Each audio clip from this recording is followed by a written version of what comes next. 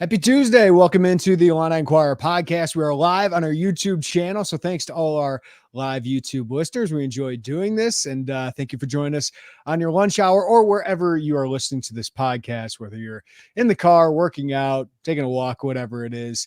We appreciate all you guys. And we got plenty to talk about because the portal is wild and another Illini enters, RJ Melendez. Not a huge shocker, but we will dive into that. It's Jeremy Werner, Derek Piper. If you are watching on the live YouTube, give us a like, hit subscribe with that, and you'll get notified when we go live. We did the football show yesterday, Joey Wagner and I, breaking down what we've learned so far during the spring scrimmage.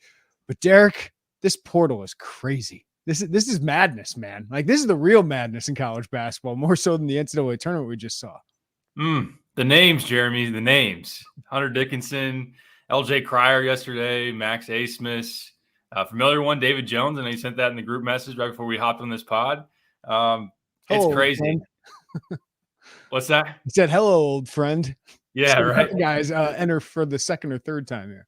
There's quite a bit of that. And I know that he would be a grad, but you're going to have some guys that are in the portal now that are trying to move for a second time. We'll see how the waiver process goes for them. There's buzz of some others that could continue to enter the portal, those that have NBA draft decisions, those that maybe want to seek bigger NIL or whatever the motivation is.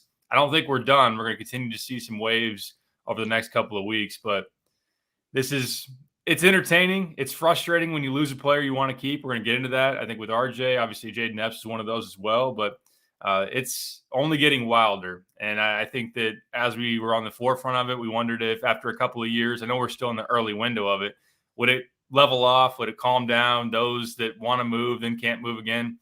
I don't know that it will calm down. I think that it's the new world right now. And I know people are frustrated about some lack of continuity and roster turnover, but it's not necessarily it's not just an Illinois issue, but it's something they're going to have to try to navigate and figure this out as we go.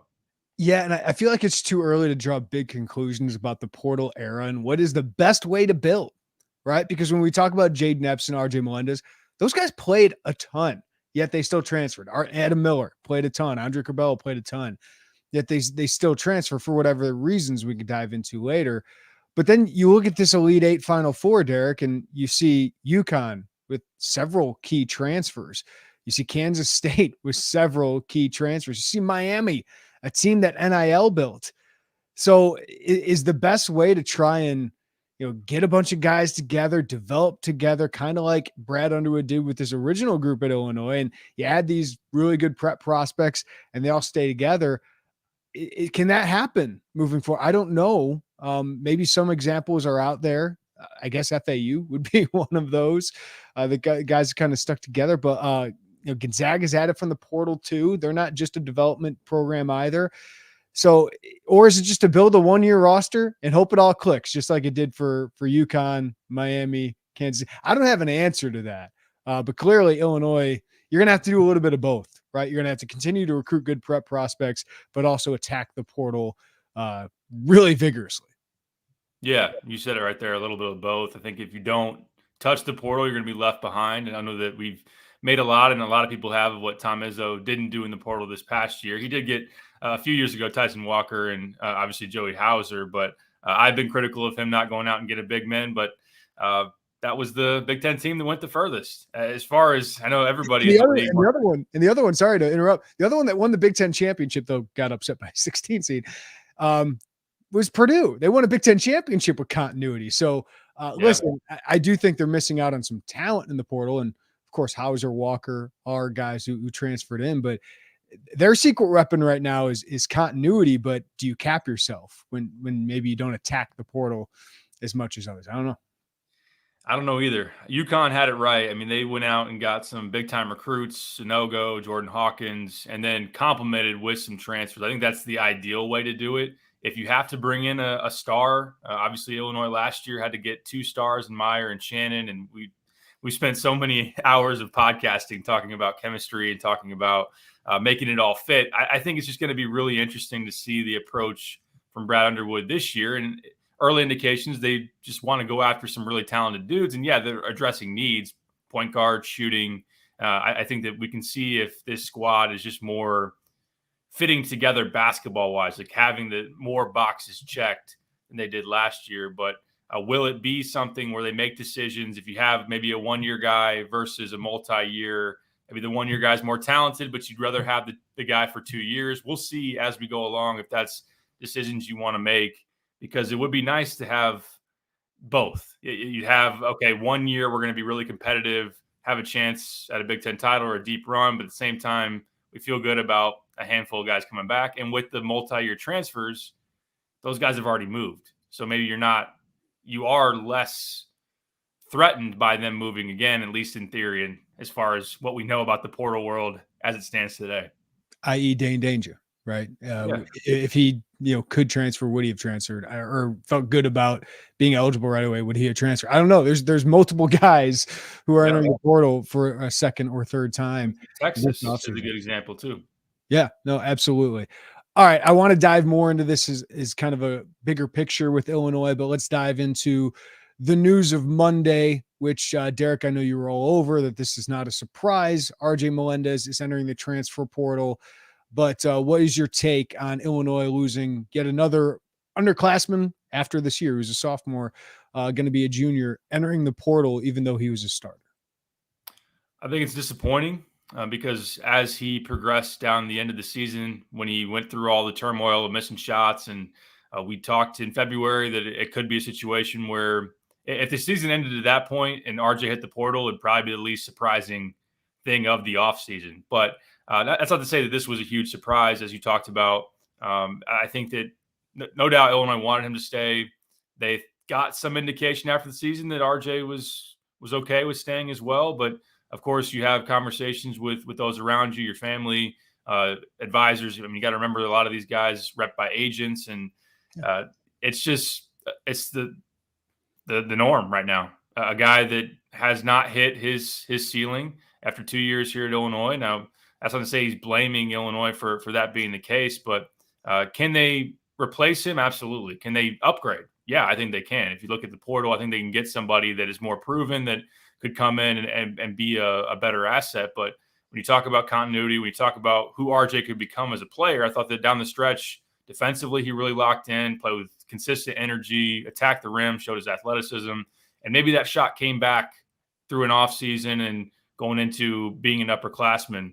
So you look on paper, 37% from the field, 26% from three. It was a rough year for RJ. So if he felt like he needed a fresh start, a new situation, I don't think Illinois was going to guarantee him like, hey, we're going to build this around you type. But of course, like you said, he was a starter and was someone that was a rotational piece. So it's one of those, like similar to, like I mentioned on the front end with Epps, you don't want to lose guys that you want to keep, but can they upgrade or can they address it? Yeah, I think they can.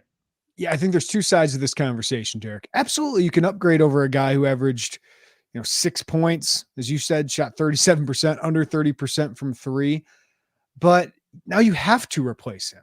Like there's some cost of that. And RJ, through all his struggles, and I had I had two conversations with him in Des Moines at the NCAA tournament, and he gave so much credit to Brad Underwood and his teammates for showing faith in him, supporting him.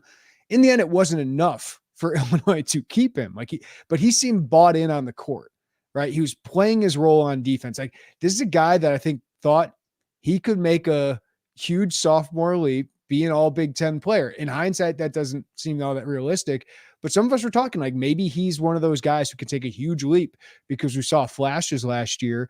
But towards the end of the year, he started to play his game, averaged 8 points over the last 7 games, shot about 40% from three during those games. There's a smaller sample, didn't shoot that many. And then the NCAA tournament game, you saw what he is. But most importantly, he seemed bought into the program. He seemed bought into Brad Underwood, the coaching staff, and what he had to do to succeed and help the team succeed. So I do think it's a loss, because I don't think he was shooting 20-something% from three again this year. I think he could have been a good Big Ten starter, and now you have to go replace that. But I don't blame Brad Underwood for this. Brad Underwood with RJ Melendez showed more faith than anybody in RJ Melendez this year. And I thought it started to pay off towards the end of the season. But for whatever reason, RJ wants either a fresh start or he feels like he can have a better opportunity elsewhere. And if he picks a school like Brandon Pajimski picked a school, I can see RJ Melendez having a great season next year as a two-way player. But I could also see him, like Illinois couldn't just promise him the moon, right? Like they had to go into this offseason saying, hey, you need to improve too if you want to be a top 3, top 4 guy on this team. Yeah, that's how you have to approach it. You got to have guys that are willing to compete for their roles. And not to say that he wasn't. It's just like you also said, as we went into the offseason and as RJ started to come out of it and showed some promise, and Brad talked glowingly about him after that Arkansas game. Like I said, that's the RJ that I expected to have the entire year. And I always thought that people, whether it's RJ contemplating his decision or people around him, they could never blame Brad, like you said, for moving off of him, saying, hey, this guy's not working. I'm not going to roll with him. I'm not going to give him the opportunities. He continued to give him starts even when we were like, man, do you see his numbers from 3? Do you see the streak that he's in? We were the ones calling for him to come off the bench, not Brad. Yeah, I know. And he continued to get those chances. So I believe RJ. I don't think it was just coach player speak when they're in front of the mic, when he's talking about that it meant a lot to him. Yeah. But at the same time, yeah, he is going to look for a different opportunity. And when you talk about someone that's gone through the process of Coleman Hawkins is a great example. Coleman, as a sophomore, had struggles, some early success, then struggles, and you wondered, like, maybe is he going to look around? He fought his way through it. He stayed bought in, and now he's someone that could be a foundational piece going forward if he were to come back. Obviously, he was part of that this past year. And ideally, as you put this together, yes, you want talent. Yes, you want to check a lot of boxes on the court. You want guys that are bought into the coach and the program and that it means something to them to play for Illinois. That's where if keeping guys for multiple years has a lot of value. Unfortunately, RJ is not going to be one of those. Yeah, and I think it's fair, Derek, to look at kind of a wider picture here. The last 3 recruiting classes, you've brought in 13 players from the prep route, right? You have 5 of them left, right? Like that's worthy of a little bit of concern. That, like Adam Miller, I don't blame Illinois for that one, but he left, right? Like Andre Curbelo, I think we all know he needed a fresh start, but wasn't able to stick around for longer than 2 years and become the player we thought he could be. Brandon Pajimski, understand why he left, and he picked a great spot, and that worked out incredibly well for him. And now you have, Melendez and Sky Clark and Zachary Perrine and Jaden Epps was a really, surprising one, given if you would ask me in February, like I would have said RJ Melendez probably transfers. Jaden Epps, he's like a go-to player, top 2 leading scorer on the team in 2023. So those hurt. Those do hurt at some point to your program, even though I am confident Illinois will go get talent equal to or close to in the portal. I still think there's value to stability. There's some value to continuity. Definitely. And you look at the percentages as far as who stayed through a recruiting class the last few years, and it is jarring to see bringing 6 freshmen last year, 3 are left. You look at the previous class, and you had Goody, Pajimski, Melendez, 2/3 are gone, literally 2 of the 3, and that Luke is the last one standing. And then the previous class before that, Coleman Hawkins was part of a 4-man class, and he's the only one left. So pretty much freshman year, you lose 50%. Sophomore year, 2/3 are gone. And then by the time you're into year 3, you got like 75% gone and 25 retention. Maybe that's just a normal rate. I know a lot of people have asked, what's the percentages around the country of these guys staying? I honestly don't know, but we've seen it with like Frankie Collins leaving after 1 year at Michigan, or Tamar Bates leaving, who was a big recruit for Mike Woodson after 2 years at Indiana, when they're going to have a lot of roster turnover. It's not just Illinois, but yeah, for sure. When you look at it and you try to have guys that are on the same page, because let's be honest, fans don't want to hear that going into next year, where it's like, yeah, we're really talented and we have a high ceiling, but we haven't played a whole lot together and we're still meshing the chemistry. We're trying to figure out who the leader is. If you do that every year, how high is the likelihood that you're going to get to where you ultimately want to go? That's what people are trying to see build here. But I get it. A lot of coaches are in this similar position too. It's just an unfortunate trend, just as a product of the portal too. Yeah, we're kind of in this gray area, right? Because people putting out the question, like, who's the last 4-year player for Brad Underwood that he recruited? I mean, he technically recruited Trent Frazier and DeMonte Williams, right? I would assume it was good enough to go pro after 1 year. He stuck around for 3 years. That's a win. Kofi Coburn was probably good enough to go pro after 2 years, decided to come back for a third year. But Coleman Hawkins would be his first that he signed that would go through 4 years, and Coleman still has to make his NBA draft decision. But again, like when guys go pro when they're good in college, or guys leave when they don't feel they're making the impact or getting the playing time that they want, or guys just leave because that's what they want to do, or Derek, it's the thing to do. Like I feel like there's a little bit of element of, let's go in the transfer portal. Let's see what happens. Whether it's, I want to make more NIL, I want to see a coach, I want to get recruited, I just want to go somewhere different. I want to play for a different play style. A lot of these, I mean, it's more than 30% of college basketball is going into the portal right now. Yeah, maybe it's like, I want a different girlfriend, I'm going to transfer. But yeah, I bet there is a guy or two that have that, Derek. Yeah. You said it all right there. I do think that as we go along, maybe hitting the portal is going to even be more of an instance of, NIL negotiations. If you're not getting NIL, you're trying to go get it. If you make a certain amount, you're trying to get more. So that's part of it. Roll's part of it. It's part of what you're going through with the whole deal. And I brought up like Michigan and Frankie Collins. They also have the instances of bringing in, when you bring in high caliber guys, we've talked about that with Jaden Epps, you have a lot of expectations. You also have guys that expect to be going pro earlier than the 4-year mark. Part of Juwan Howard's issue is guys are leaving after 1 year or 2 years, like Kobe Buffkin leaving, obviously Jet. You had last year with Diabate and Houston. So the turnover is going to be there. Even guys who might not even be mad at you the way they were used or how they were coached or what their girlfriend situation was, they might just want to go pro. They might just want to explore that opportunity as well. So you're factoring all of that in. We talk about it. It's easier for us to say, but how much can you evaluate that more in terms of like player motivation, what they really want, what their ability to, when it's Illinois and it's Brad Underwood, let's be honest, how hard can they be coached? Yeah. Like how much can you evaluate that in the high school ranks and really have a good feel of how it's going to play out, how much they're bought into the process?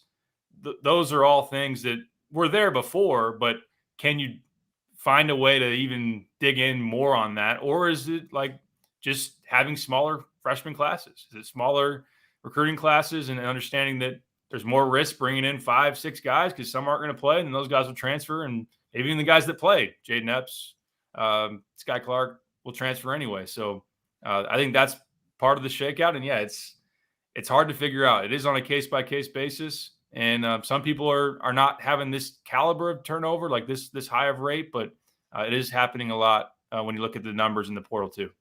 Yeah, again, the only two schools I can think of in the Big Ten that aren't are Michigan State, which I'm really intrigued by what Izzo's doing. He kind of neglected the portal last year, but it led to a Sweet 16 berth, a solid Big Ten season. They were kind of above average, but it was a good team. And then it kind of feeds into this year where you might keep all those guys and add Xavier Booker and Jeremy Fears, 2 5-star recruits. So maybe that's continuity is his path to the top of the Big Ten. I think it's certainly been Matt Painter's path to the top of the Big Ten regular season, but he obviously needs a little bit more NCAA tournament success. And again, that's what everyone cares about. So I don't have answers. It's kind of a gray area of college basketball where everyone is trying to figure out like, what is the best path to go? How do we keep people happy yet keep people accountable, right? Like you still have to, like, I'm a parent, you're a parent, Derek, and I know Cade's a little younger, but at some point you have to yell at them. Like that is an effective way of communicating a point when it is used properly. But at the same, like, does that run them off? Like it's a crazy time for coaches and they got to figure out that. And I think Brad Underwood's is, I'm not going to rely on a 5 or 6 man prep class ever again. I'm going to kind of split the difference here with transfers and hopefully get some multi-year guys. Yeah, I agree with you. I think that is going to be smaller recruiting classes, and then we'll see if it's more or just dabbling with multi-year transfers, trying to complement that with some big 1-year rental swings and see if you can get some of the top guys in the portal, but also complement with a guy that might stay 2 or 3 years and understand that they could be a development piece. Because Brad Underwood's going to continue to talk about, now, can you develop in 1 year? I think Terrence Shannon would be an example where they're going to say, yeah, we did. We took a guy that probably wouldn't have gotten drafted last year and has a chance to get guaranteed money this year. But ideally, you want to have that really mature over a longer period of time. And we'll see if that can happen for them. But I know it's it's crazy because, yeah, some that are going to stick to the guys they have. And we'll see if Izzo can keep this up. Now, I'm not saying he's hit the pinnacle or anything, but those that he recruits to continue to keep them happy and keep them there at Michigan State. And if he wants to continue to say, I don't want to dabble too much in the portal, can that work for him? I don't know. All right, Derek, I want to bring up a bunch of big names that have just entered the portal, including one Big Ten guy, which is so intriguing. I got to ask you a big question, though. Coleman Hawkins has entered the draft. Why hasn't Terrence Shannon declared for the NBA draft? I don't know. I honestly don't know. He's still got a lot of time. I think we all expect it to happen. Yeah. Maybe Terrence is just enjoying his offseason and kicking back and defending Brad Underwood on Twitter. Yeah. He has been doing that, coming up with some good gifts to send out. But I don't have any expectation that he won't. Right. We can speculate on it. I think that it makes all the sense in the world to enter the draft, to go through the process, to go to the combine. Is he trying to weigh between going in and whether he's going to keep it open or not?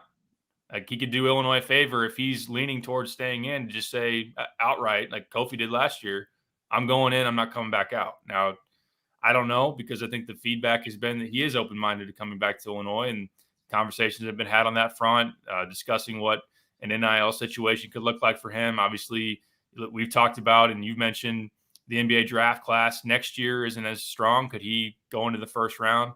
I'd be surprised if he just flat out says, forget the NBA draft. I'm not declaring. I'm just coming back. Like, that personally wouldn't make a lot of sense to me, but he's going to do the Leo DiCaprio and Wolf of Wall Street. Yeah. Going back. But maybe it's all just it's all just a little bit of a delay. Maybe he's too busy recruiting Hunter. I don't know.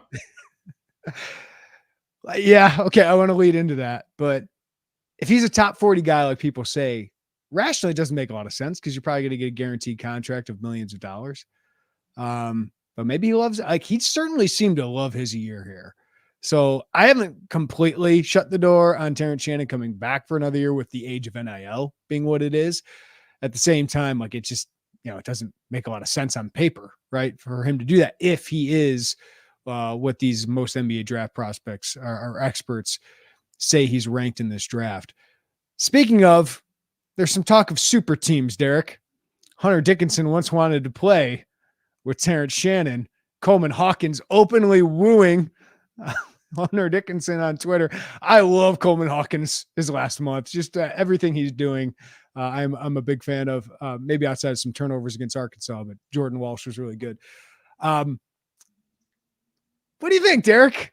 Illinois, Hunter Dickinson? Let's do a fan 180 on Hunter at Illinois.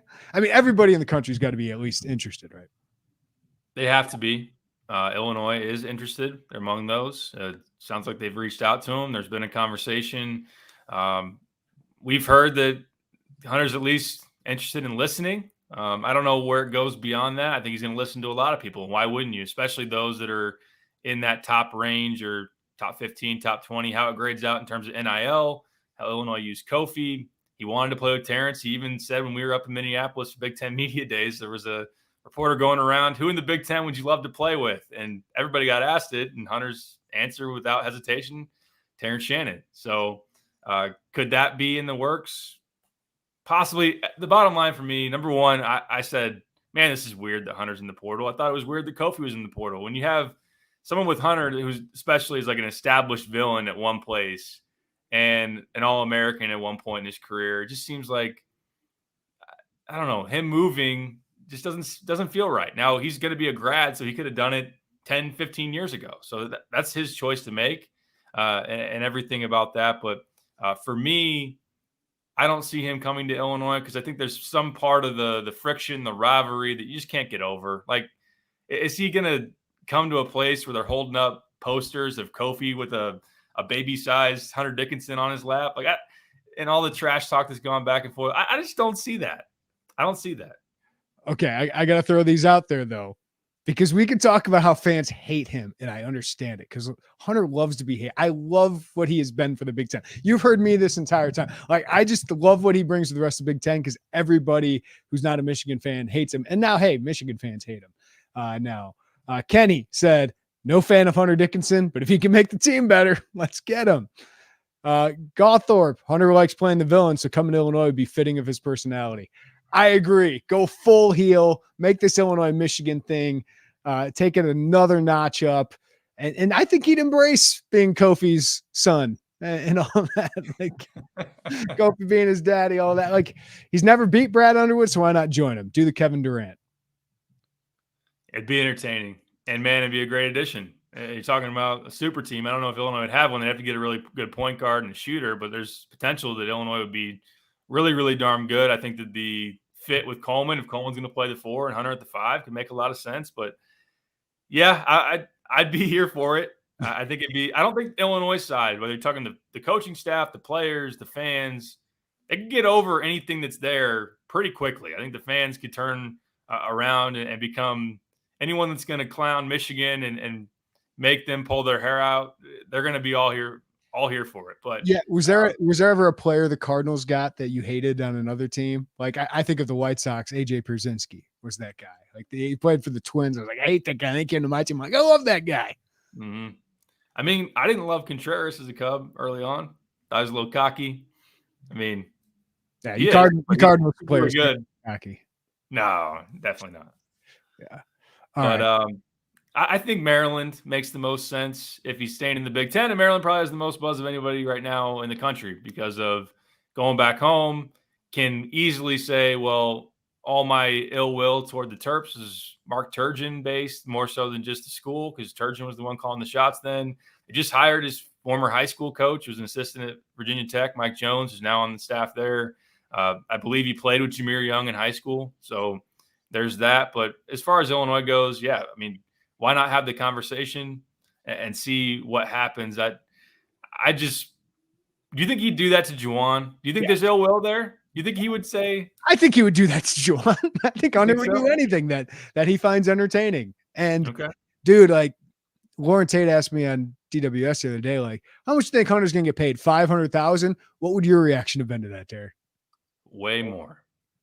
If there's a guy who's a 7-figure transfer, it's him, right? I mean, one of the most established players in college basketball. Basically, you roll out the ball just like Kofi, and it's almost 20 and 10 every night. And I thought his supporting cast, for how talented it was, I thought the system wasn't very good around him. Like, I do think Brad Underwood could do a better job of that. And if you have Coleman Hawkins, Terrence Shannon, add a league guard around him, like, yeah, I think he'd be really excited to do something like that. But he's going to have, Texas has been named with him. Like any big time, Kentucky, Kansas have been named with him. Every big time school should be involved with Hunter Dickinson because, yeah, even if he's a 1-year thing, Derek, like he's one of the best players in college basketball next year, one of the top 20 at the very worst. Wasn't Oscar Sheboy getting like 1.5 in NIL? At least that had been thrown out there. Like, why not just take all that money and give it to Hunter? Like Miami, why not be interested in him? But I think it'll come down to what really matters to Hunter. If he wants to go back closer to home, whether it's Maryland, Georgetown. I know Syracuse has been thrown out there too. That would be interesting. But yeah, the big fish as far as NIL, the big programs, Kansas, Texas, like why not? Why not have all of them on the table? And if I was him, I'd be taking every call right now and seeing what is all offered and what is all talked about, what situations look like. I think it'd be pretty anticlimactic if he just goes back to Michigan, which I hope at this stage, why not just go full on crazy and then let's just see him going in another uniform. But yeah, I think that kind of can scare you if you're an Illini fan, where down the road, who's going to be that guy who's going to pull this type of move. But also it's exciting because Hunter's in the portal and you might see some other names like him, whether it's this year or in the years to come. It's like Jacob deGrom in free agency, man. Like everybody, Justin Verlander, everyone should be interested in a guy like that. All right, Derek, some other huge names enter the portal. And I want to start with this guy because we had heard some buzz about a month ago he could enter the portal. And obviously, Illinois has liked his school to go get transfers. That's LJ Cryer at Baylor. Ridiculous score, undersized for sure, probably defensive liability a little bit. But you want to talk about a bucket. You want to talk about somebody who can hit threes and doesn't need a lot of space to do so. LJ Cryer makes a lot of sense for what Illinois needs. And Matthew Meyer sounds like he was talking about what his NIL earnings were at Illinois. So maybe those Baylor guys caught wind of that. You think he was talking bad or good about it? I think he's talking pretty good. Yeah, I think Matthew Meyer had a pretty profitable year. Yeah, definitely. LJ Cryer, one of the most prolific shot makers in the country, 43% from three over his last 2 seasons. You look at his catch and shoot numbers, 94th percentile, 98th percentile the last 2 years. He could flat out fill it up. Really, really good 3-point shooter. Now, it's interesting because secondary ball handler at Baylor wants to be a point guard now. At least that's the buzz around the circles there in college basketball. Illinois needs a point guard. Illinois needs one of them. They do. You look at his assist rates, like he had 2 assists per game last year. Can he make others around him better? I think that would be a question that Illinois asks themselves. Now, I wouldn't say that they'd sit there and go, we're not going to recruit you because we don't necessarily want you to play full-time point guard. They are going to be very much involved. Brad Underwood recruited him at Oklahoma State. They were one of the first schools to offer him. I think it was his freshman year when Brad pulled the trigger on offering him. So you have at least some kind of pre-established relationship, knowledge of him as a player, and maybe some connections to his high school program. So he'll be highly coveted, though. Yeah, someone that's from just outside of Houston. You wonder if the Cougars are a big player. I think they probably will be. But then again, if he wants to play point guard, they have Jamal Shedd. So that's something to evaluate as well. And then Jerome Tang coached him at Baylor. Marquise Noel is going to move on. Does he fill those shoes? I think just the shot making is something that, even if he is your point guard and like maybe he doesn't make the extra pass as well or doesn't see the roll as quick, if he's going to shoot at the level he does and you put some talented guys around him that can get their own too, that's very appealing. Yeah. It's exactly what they need. And yeah, we can talk about there's going to be a lot of competition, but I would imagine if you're LJ Cryer, like Illinois makes a lot of sense for him as well. Just a proven school. And if you can get a Coleman Hawkins back and you can get another piece in the portal, you could build around him. Like, you're our go-to guy. There's no Adam Flagler here. There's no Keontae George here. So yeah, that could be really, really intriguing. Max Asmus seems like a guy who would maybe stay south, Derek, but you talk about a guy who can go get a bucket. He certainly can. Yeah, I mean, one of the most lethal bucket-getting guards that's been out there the last 3 years, a guy that helped Oral Roberts go on that run to the Sweet 16 when they upset Ohio State as a 15 seed, and they were really, really good this year. They just lost in that first round to Duke. But 23 points a game, at least, in the last 3 seasons, a guy that shoots a ton of threes and can make them in a really good clip. Yeah, Illinois should be interested because he's a really, really good point guard, one of the top guys in the portal that can really score it. Checks the boxes of having run a team, can make threes. They want that. But like you said, maybe it is staying south. Maybe it is following his head coach to Wichita State. I think that's something that's also probably on the table as well for him. But, yeah, you see their number 2 option there in the portal, according to CBS Sports. I would fully expect Illinois to make a run at him. I think that if they had their choice, they'd rather get Cryer than Asmus, at least in my opinion. But we'll see. I mean, couldn't go wrong with either one of those. Cryer number 4 on CBS list as we go down. I know I just passed Khalil Ware. I'd have to see Coleman Hawkins make a decision. I think Ware is probably going to decide before then. All right, number 7 on CBS Sports list, Ace Baldwin. He makes a lot of sense as a lead guard, tough guard, physical, really good defensively, and he can score as well. What do you think of the possibility of Ace Baldwin, who's at VCU?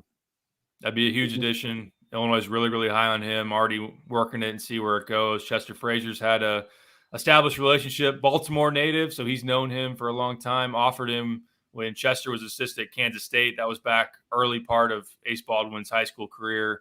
Interesting will be whether he ultimately follows Mike Rhodes to Penn State. I know that's had some buzz, and some expect that to be ultimately what he does. But the A-10 player of the year, defensive player of the year in that league too. He's a really, like you said, gritty two-way player. Not the best 3-point shooter, but a capable one, but got a really, really good passer. Plays great in pick and rolls, can set guys up. And he's a dog. He's a gritty dude that obviously Chester would love, and that fits Brad as well. So he'd be a home run get. I saw somebody on our board say from a scale of 1 to 5 dogs, how much does he have in him? That needs to be a new scale in our recruiting evaluation, Derek. So Isball would probably be 5-star, a dog in him. As far as my eval so far, I think that's a 5-star dog. All right, old friend Brandon Murray. Is this the time to go back in on Brandon Murray, who took an official visit about a year ago today? Derek Piper obviously scored at Georgetown, but didn't do so efficiently, shot 32% from 3. But he certainly is a talent, but he'll be at his 3rd school in 3 years. I'm sure he'll get immediate eligibility because of the coaching change. So what do you think of Brandon Murray, guy who, as the go-to guy last year on a Georgetown team, wasn't the most efficient? They loved him in the portal last year after what he did as a freshman at LSU. This past year, the numbers, whether you're looking at the deep dive analytics or just the very surface level stuff, weren't very good. I mean, he was productive, but his shooting percentages weren't great from 3. His turnover rate wasn't very good. And at the same time, they think he's a really tough two-way guard in a situation where he's not maybe the guy where you run everything through him and he takes a high volume of shots. He can be a really good player. And like multiple years of eligibility, but at the same time, is he going to have to sit out or not? That's something that you try to navigate with someone that is transferring multiple times, and what's their case for, you said it there, coaching change, how much, but we don't know what the precedence is where the NCAA says flat out, we're not going to let coaching change be the reason, but can you, unfortunately, or fortunately, however you're going to look at it, what his case surrounding probably mental well-being, or that's just the reality of it. I think a lot of those cases will be made in that fashion based on what's allowed from the NCAA. And I think there's a decent level of interest in Murray. It sounds like Chester Frazier's been in contact with him once again. And yeah, on the note of taking an official here around around this time last year, is we could start to see some of those things develop once again in this window. It was right after the national title game that weekend. He took an official to Illinois, made a decision. So maybe some of these guys that we've discussed will start to line up some visits once the dead period's over, which will go through Thursday of this week. We focus a lot on lead guard for a reason, Derek. That is their top need. We've covered that. But they also need somebody who can be a secondary creator, a secondary scorer, right? Like we saw a name, Justin Harmon from Utah Valley, Chicago Curry kid, come open. We've talked about Murray. Anybody else on that kind of mold that could make sense for Illinois that's in the portal right now? Damian Dunn's another one from Temple that Illinois has done some work on to recruit, 6'5", fits in that big guard role. I'd put Murray, Harmon, and Damian Dunn in that category of, like you said, secondary playmaker. Not that there aren't maybe a couple of other guys that could do that. Like if you were to get a Dalton Connect, who's one of the top guys in the portal out of Northern Colorado, is very good on the ball, great shooter. I mean, he's a certified stud. So there are some others that if you get them and place them kind of in that 2-guard role, and of course would depend, is Terrence Shannon going to be there? I think Terrence could be a secondary guy in some sense. We saw that you don't probably want him bringing the ball up against a really good defender, but he can create a little bit. And as he further settles into that role, I think that could be something for him. But yeah, as you look at Harmon, had a great NIT as they went to the semifinals. Like you said, a Chicago native, can shoot it, not like a knockdown shooter from the outside, but a capable one. Did have a high turnover rate, so as long as he's not in my opinion, as long as he's not your point guard, if he's a secondary playmaker, I like that quite a bit. Damian Dunn, efficiency as far as scoring went up and down, but I mean, he put 30+ on Vandy in Cincinnati. He's got an ability to fill it up and make some plays off the bounce. Any pure shooters that we should keep an eye on? Because that's got a few. Like I would imagine, like you just give me a guy who can shoot 40% from 3. Yeah, I'll take that. Yes. Dalton Connect is one of those. I mean, he's a high level shooter. You look at Cormac Ryan out of Notre Dame, a guy that's going through the draft process. I know on paper about 35% from 3 this past year, but some of that was shooting off the dribble. He's a very, very good catch and shoot guy. You look at the previous season at Notre Dame, he was 40+% in ACC play and also overall in the season. So someone that's put up 29 in a tournament game on Alabama, knocked down 7 threes. I'd take that. Like, that's an Andrew Funk type of guy that I would try to plug and play in that type of a role. Chance McMillian from Grand Canyon, 99th percentile on catch and shoot, 6'3" combo guard. I think he's a guy that they're looking at. There's some interest there that he could be someone that comes in and just is a pure shooter. He can do a little bit off the dribble as well. Maybe someone else that falls in the category of a secondary playmaker, but he's a high level shooter. Bryce Williams out of Charlotte.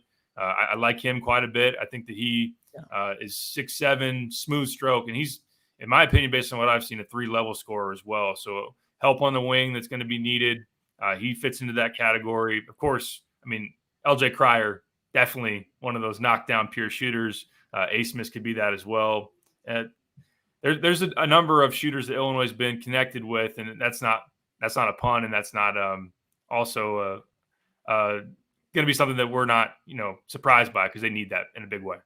Yeah, Derek, and I asked you for your 5 questions piece, which people can check out at Illini Inquirer. The timing of this, you kind of mentioned there, like, it's a dead period right now today, right? But starting this weekend, I think that's when these visits can start happening. It's probably where you see a little bit more. Sometimes these transfers don't even take visits. It's not even really about that, but getting them on campus, might hear some more news about that in the coming weeks. Yes, I think that will start the ball will roll a little bit more as we get to that window of this weekend. Not to say that Illinois is going to have an official right off the bat, but you also have to consider like in-home visits, going out to see whether it's guys that are on their campuses or guys that are going to do in-homes. They've done a few of stopping in on guys. I won't give you guys all that because you should subscribe to Illini Inquirer to get all that news. But we'll have updates on that as well as we go along. I think they will do more of that. And then also, like you said, start to get some campus visits rolling. It's going to be decision-making time, I think, for the staff as you go along. Now, who's your real priorities? Who are you going to maybe slow play a little bit more or slot them into plan B, plan C? And who are you going to wait on? Because part of the staff's job is to ear to the ground, who's next? Like sometimes if you don't know a guy's going to become available, by the time they become available, it's already too late. Yeah. So I think that there are those that they've heard that could become available that they'll have to decide, okay, he's at this position, but we have these others that are already in and we're working on. Do we wait on this guy or do we go on these others?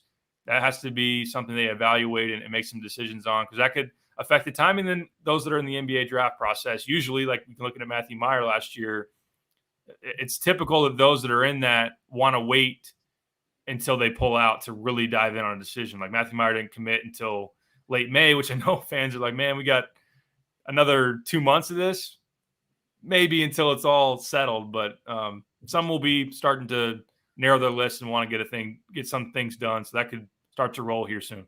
Yeah, and you're right. Ear to the ground for guys like Tim Anderson who have really good connections. It's really important because, like last year, they had an inkling Matthew Meyer was entering the transfer portal and that they would have a chance to get him. Didn't mean they were going to get him, but they felt like they had enough there or elsewhere, Pete Nance, whoever it was, that they were going to get a talented front court option. So they didn't have to just go get a guy right away. So I do want to mention that. Like sometimes people ask me with football recruiting, like, should I be worried about the class of 2024 right now? It's not yet. But that NBA draft, those guys coming back, Illinois did really well with Matthew Meyer. I mean, you can debate Matthew Meyer all you want, but you probably don't make an NCAA tournament without Matthew Meyer last year. So that second wave or third wave, I guess we call it right now, because we're probably in the second wave, could be really important. I'm just going through the Big Ten transfers. Illinois lost 4 guys: Melendez, Lieb, Epps, Clark. Certainly they've had some sting from the transfer portal. Indiana has lost Jordan Geronimo, Tamar Bates, and Nathan Childress. They've already added Peyton Sparks. Who got hit harder, Indiana or Illinois? I'd say Illinois, right? Illinois probably. Because of Epps. Yeah, I agree. Iowa lost Aaron Eulis, so not too big a loss right there. Of course, they lose a guy to the NBA and Chris Murray. Hakeem Hart for Maryland. And Maryland might not be done, but they get Jameer Young back, which was pretty big for them. There was a little buzz there for a while that Jameer might also go in the portal fortunately for for Kevin Willard that he went back, but they would be one of those that are really hurt by it if he would have left. No one has been hurt. Well, I guess I should say no, because Minnesota might be worse. But Michigan, Hunter Dickinson gone. Nothing can compare to that. And when you have Kobe Buffkin and Jet Howard going pro, which is like a kudos to Juwan Howard a little bit for getting that talent and also those guys shining, like the same thing with the two freshmen last year. But Namari Burnett, so as good as maybe he could be as a spot up shooter, does not make up for losing one of the best players in Michigan history. Not at all. Burnett is someone that has unfortunately struggled to stay healthy. Was a very high-level recruit, a 5-star. Illinois fans pretty familiar with him, the Chicago native that they recruited and tried to get there in the 2020 class. Yeah. But Dickinson going, and like you said, like to lose Houston and Diabate last year, if they would have gotten one of those guys back, this season could have looked a lot differently. And then Buffkin explodes this year, and then all of a sudden he's going to the draft and leaving. So a different issue for continuity at Michigan, but then you just had like you said, one of the best players they've had ever just hit the portal. So it's nuts. Tough. Michigan State, Pierre Brooks, not a big loss for them. Minnesota, I think, has had the worst offseason so far. Jamison Battle, Taylon Cooper, Trayton Thompson, Jaden Henley. So two guys that were young, and Thompson and Henley you thought could be growing with the program. And then Cooper and Battle were two of their three best players last year. So Ben Johnson, not going so well there. It is not. I did like the point guard they got in Mark Mitchell Jr., but other than that, yeah, it's been tough. And you've said it. There's been talk amongst reporters, like it's got to be like Minnesota. How long are you going to sit on Ben Johnson? Like this, I don't know. And I just don't know if it's going to get any better with the roster they're putting together. Nebraska, Denham Dawson, not a massive loss there. They still got Tominaga, so doesn't matter. Julian Roper for Northwestern. Boo Booey entered the draft. I don't see Boo Booey sticking in the draft. I don't either. So I think Northwestern will be okay. Ohio State, Eugene Brown, nice recruit, but for where Chris Holtman was a month ago, Derek, that seems like a pretty tame offseason for Ohio State. Penn State, obviously huge with the coaching change. Not a surprise there. That'll be a complete reset, but their new coach, Rhodes, could get Ace Baldwin, right? Ace Baldwin, then they got the Nunn. I forget his first name, but they got a guy that's apparently related in some way to Kendrick Nunn that's on their roster as well. Pretty good player. And if he gets some guys to follow, then they could be in decent shape. Purdue, no transfers. That seems pretty Matt Painter. Come on, Zach Edey. We all want to see it. Just hit the portal. See what the NIL money's going to be. Rutgers, Dean Reber, and Oscar Palmquist. I think they're adding better talent than that in the recruiting classes. They're doing really well right now in recruiting. And then Wisconsin, Jordan Davis is leaving. We heard some buzz about Wisconsin. Haven't had a big loss quite yet. So, I don't think Illinois is quite the realm of what Michigan and Minnesota are, but, Illinois, Indiana, probably that next tier of schools that have been impacted the most so far in the portal. They have been. Yeah, it's one of the top. Again, when you recruit at a certain level, you're going to have guys that have very high expectations. So I think the turnover rate is naturally going to be more prevalent, whether it's guys going to the draft like what Michigan's had, or it's guys that are looking for different situations. And again, like we talked about, like Jaden Epps, what more could you have in terms of opportunity could you have wanted to give him? RJ played a decent amount this past year, and it's just something that happens. So, they are on the higher end. I'm glad that you showed that, because I find myself wondering, how does Illinois compare to these other schools out there? But no doubt, Michigan's been hit the hardest. Minnesota, I mean, when you look at the grand scope of their roster, they're up there too. I liked Cooper. I thought Cooper was a decent player, and obviously Jamison Battle, when he's at his best, can really fill it up like he did in Champaign for 31. So they're having a rough go there in Minneapolis, getting that back on the ground. Yeah, listen, Illinois has 4 open scholarships right now. I would imagine, as of right now, if you got Hawkins and Shannon back, you'd want to add 3 transfers, right? I think you'd want to add a lead guard that's really good, a shooter, secondary, playmaker, and then probably a front court piece, maybe a multi-year guy who can play along with Dane. But if you lose Hawkins and Shannon, Derek, you get 4 scholarship players back, assuming Danger, Goody, Harris, Rogers are all back. You'd have 4 scholarship players back for a second straight season. That's just really tough. Yeah. That'd be really, really tough. So, I would sit there and think, just based on his stock, Hawkins makes sense for him to come back. Shannon, I don't think it makes a ton of sense, but if you get one of those guys back, it's huge. If you get both of those guys back, it's a coup, and Illinois could be one of the better teams in the Big Ten again. I agree. I think if you get those two, you make some waves in the portal, as you'd expect to do, and at least fill some needs. Like if you get a very, very good point guard, you get some shooting, and maybe you add one more piece, like you said, in the front court, that could be a really, really good team, especially if you have the internal development. If a guy like Ty Rodgers takes a step forward that he possibly could, if Dane coming off his first year can get more just feel for the game and make less mistakes and get back to playing a lot better defense in the drop, and Sincere, if he can help his shooting and just get stronger, I think it's something that could really help him. If all that comes together and you get those guys back, this could be a really good team. Now, if you hit some home runs and you get those guys back, they could go pretty deep. And we'll be having another conversation. Some will be skeptical because we'll again be trying to piece some things together. But at least I would love the fact if Shannon and Hawkins are coming back and you got Goody in the mix too, theoretically you shouldn't have to worry about leadership. And you should maybe have enough continuity to feel at least good enough to where guys are complimenting versus leaning on a bunch of new guys, whether it's freshmen or transfers. Even just getting Coleman, I think, helps you in that sense. So yeah, Coleman, Goody, and Rogers, I would feel okay about leadership and doing things the right way. And I would feel good about that because those guys have been through some stuff.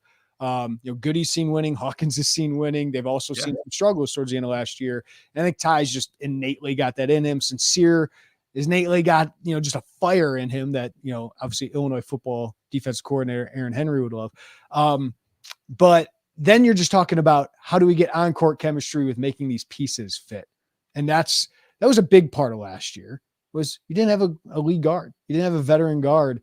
So that would be your focus moving forward. So I agree with you, Derek. Like if you can get, I think Hawkins especially, but Shannon, I think has some leadership in it. I think he'd feel more comfortable in his second year.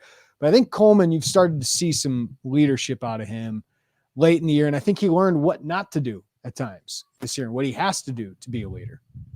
Yep, for sure. You have to like the way that he's gone to bat for Brad and the program, and just what he's learned through the becoming into a regular starter, playing more of a marquee role, and the opportunity for him to take some strides forward and really improve his stock could mean a lot for him to come back to Champaign. And I think a pure point guard to set him up could be something that could really help him, or just take off some pressure, the playmaking.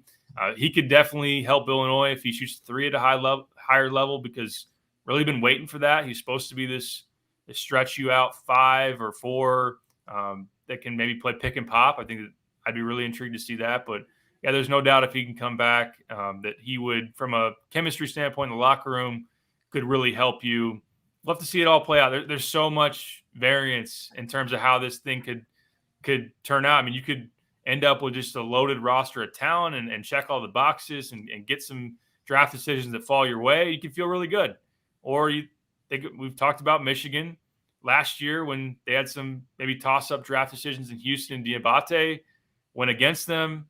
They thought they were getting Shannon in the portal. They didn't. They lost Collins. Like, their offseason didn't go well. And the difference, NIT team. Illinois doesn't have a Hunter Dickinson in the middle of it, right? Like Hunter Dickinson just, carried them, and they had a couple, Jet Howard 5-star prospect coming in. So yeah, it'll be intriguing this next month and a half, Derek, of the possibilities for Illinois basketball. It's exciting. It's nerve-wracking. It reminds me of last year, because we're kind of sitting on the same fence with a Kofi decision with, would they be able to get Terrence Shannon or would Michigan get him? Would they be able to get Matthew Meyer? Would North Carolina or Texas Tech get him? But we'll reconvene next week, Derek, because I'm sure there'll be another round of names like, whoa, that guy's in the portal now. I'm sure there will be. We might even have some visits to talk about, which we can update you on. And I know that fans will hope we're not going to do, in the meantime, an emergency pod on another guy leaving. I don't expect that, but you just never really know. we'll cover it, whatever happens. And yeah, it'll be entertaining for sure. But real quick, before we get out of here, I do got to ask you, if Tominaga went in the portal, what's the Werner NIL evaluation? Oh, $500,000 at the very least. Man, he is. I mean, not only does he fit a huge need for Illinois, but that kid's going to make a ton in jersey sales.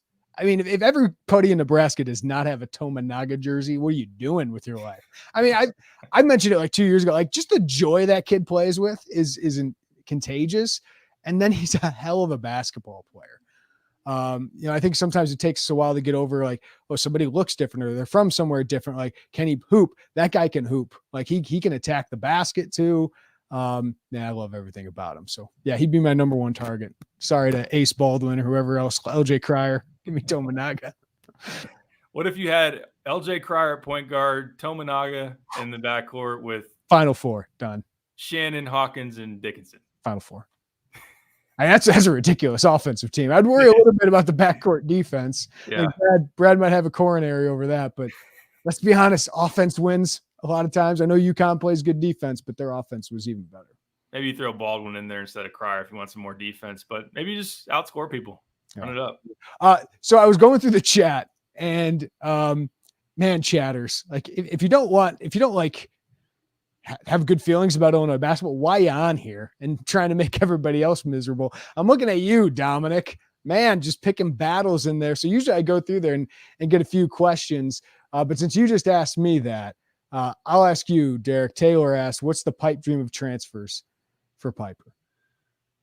That's a great question. I think right now I'd love to get Ace Baldwin, because I think he's a pure point that can run things, that can play defense at the point of attack.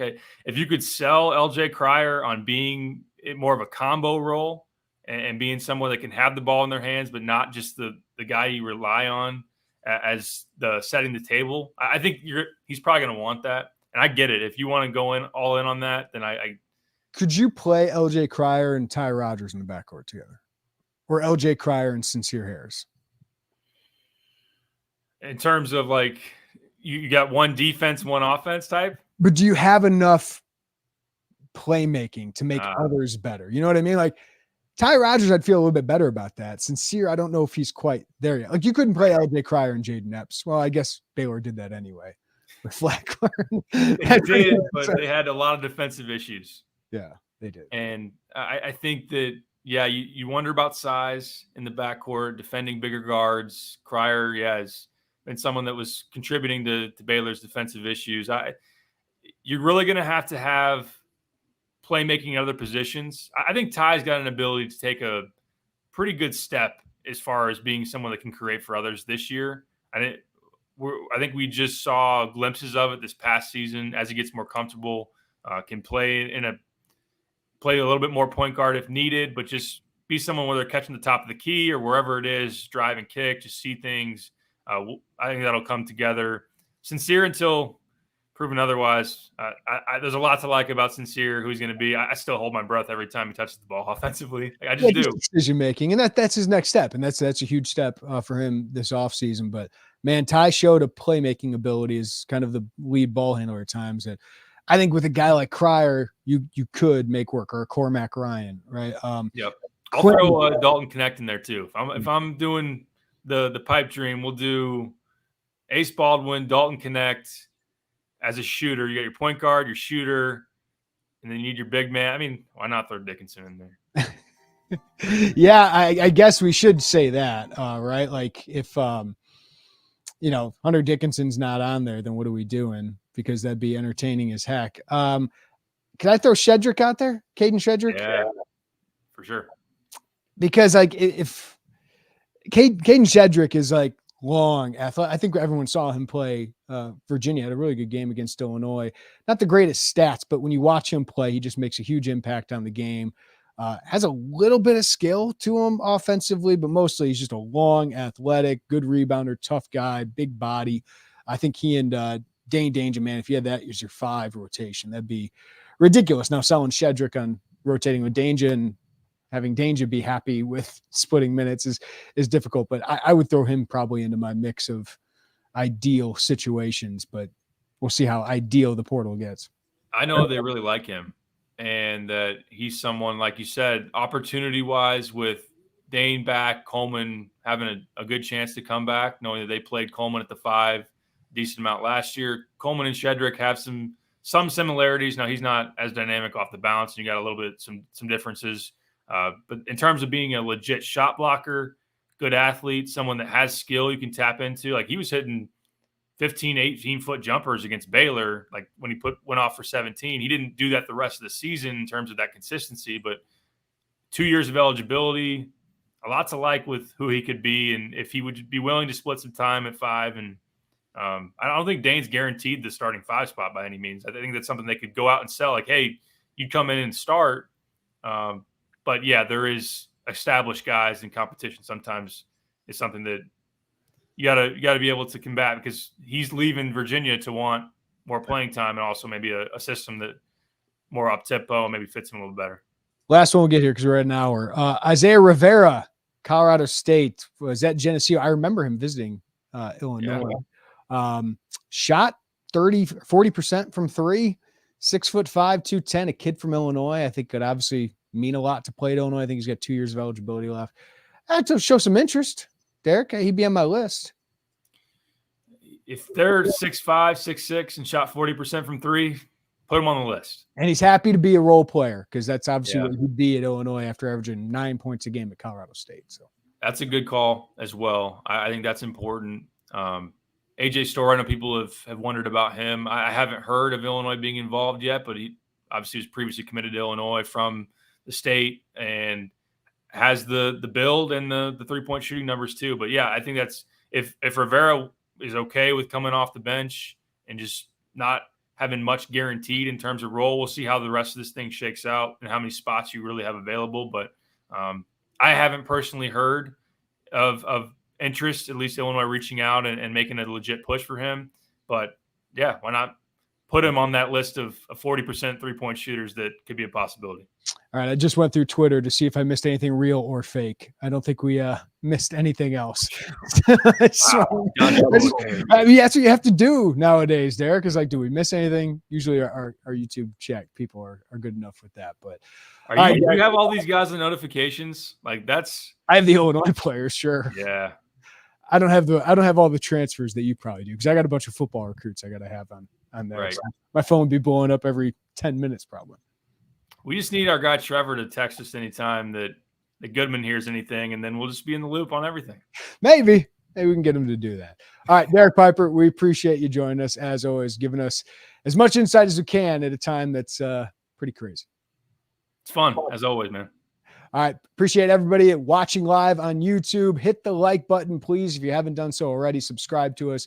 Get notified when we do these live shows and whenever we got new videos up. Also, appreciate all you guys listening on the podcast. Give us a follow, rating, review wherever you get your podcast. Derek has 5 questions about the transfer portal. We covered some of it, but there's more detail, some names in there that you'll want to know. So check that out at IlliniInquirer.com. And of course, we'll have the latest on football, women's basketball, everything Illini at Illini Inquirer. So everybody have a great day. Take care of each other, and we'll talk to you next time right here on the Illini Inquirer podcast.